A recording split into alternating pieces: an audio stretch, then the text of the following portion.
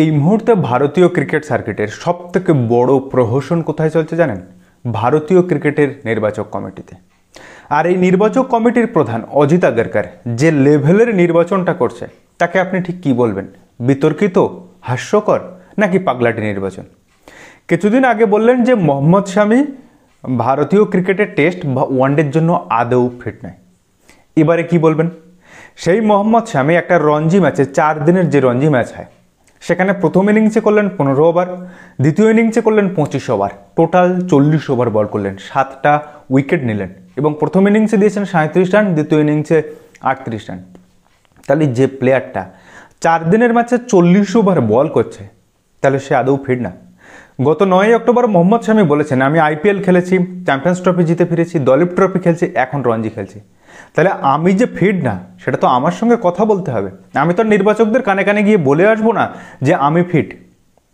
তার উত্তরে তারপর অজিত আগারকার বললেন যে শামি আদৌ ম্যাচ ফিট নন, তাই তাকে অস্ট্রেলিয়াতে পাঠানো হয়নি। শামি কিন্তু অলরেডি তার জবাবটা মাঠেই দিয়েছেন, বল হাতে দিয়েছেন, যেটা তিনি সব থেকে ভালো পারেন। এখন অজিত আগারকার এই যে পাগলাটে একটা মন্তব্য, অলটপটকা মন্তব্য করে বসেছিলেন, এবার সেই মন্তব্যটাকে নিজেই ঢোক চিপতে হচ্ছে। তার কারণ মোহাম্মদ শামি তার জবাবটা দিয়ে দিয়েছেন। এখন মোহাম্মদ শামি বল হাতে এটা বুঝিয়ে দিয়েছেন যে তোমাদের কথা বলা কাজ, তোমাদের নির্বাচন করার কাজ, তোমরা তোমাদের কাজ করো। আমি কি করতে পারি মাঠে বল হাতে 22 গজে আমি কি করতে পারি সেটা আমি দেখিয়ে যাব। মোহাম্মদ শামি তার নিজের কাজটা করে দেখিয়েছেন। কিন্তু মোহাম্মদ শামিকেই কেন বারবার একই জিনিসটা ফেস করতে হবে? প্রত্যেকটা ম্যাচে প্রত্যেকটা বার পারফরমেন্স করছে, তারপরে তাকে বাদ দেওয়া হচ্ছে। কোনো একটা অজানা কারণে তাকে প্রত্যেকটা বিশ্বকাপে পারফরমেন্স করার পরেও সেই তাকে ইগনোর করা হচ্ছে। এর কারণটা আসলে যে কি তা আমরা কেউ সত্যিই জানি না।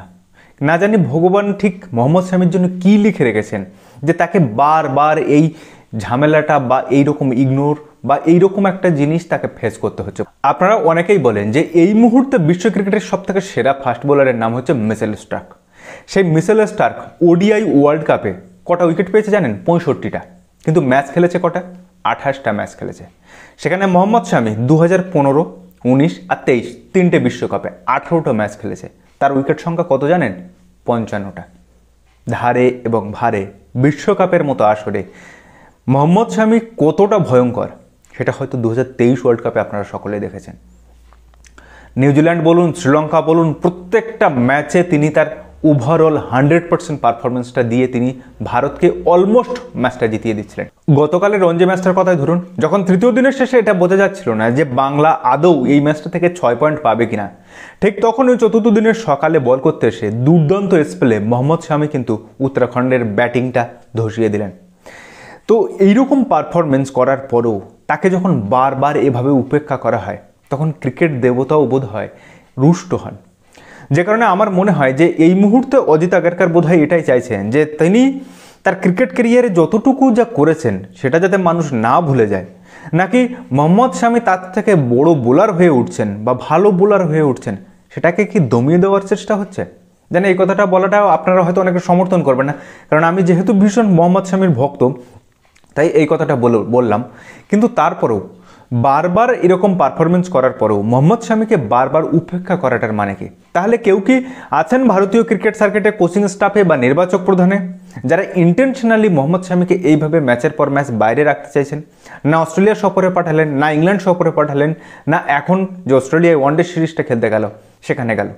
হ্যাঁ, আপনি এই কথাটা বলতে পারতেন যে এই মুহূর্তে দলে প্রসিদ্ধ কৃষ্ণা আছে, অর্শদীপ সিং আছে, সিরাজ আছে, আর আপনাদের প্রিয় বোলার হর্ষিত রানা আছে। তো এই হর্ষিত রানা যে কি করে ভারতীয় দলের সুযোগ পায় সেটা আমি বুঝতে পারছি না। লাস্ট একটা আইপিএল ফাইনালে ওই রকম দুটো ডেলিভারি করেছে, সেটা ভাঙিয়ে এতদিন চলছে। মানে ইয়েসম্যান হলে তাহলে গৌতম গম্ভীরের জমানাতে সমস্ত বোলার চান্স পায়।